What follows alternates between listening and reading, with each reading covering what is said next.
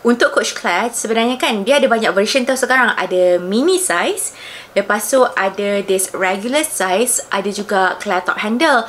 Claire top handle hari tu sekejap je dia sale, lepas tu naik harga and tak turun-turun.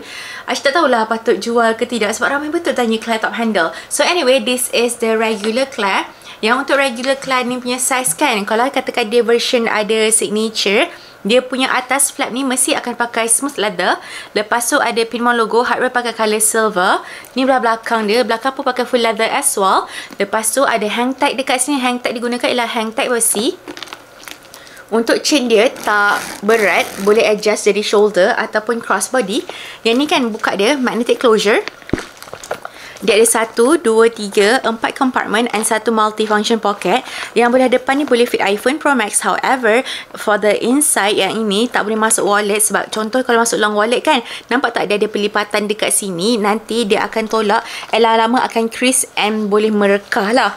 Untuk belah zipper ni boleh masukkan macam card holder ataupun cash dekat situ.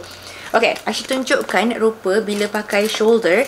It looks like this. Kalau pakai dekat shoulder, sangat selesa. Sebab bag ni ringan je tau. Macam like 300 grams macam tu sahaja. Lepas tu kalau nak adjustkan je crossbody, buat macam ni. Lepas tu pakai sebagai crossbody. Untuk crossbody strap dia tak boleh adjust. For your reference, tinggi Aisyah 161 cm.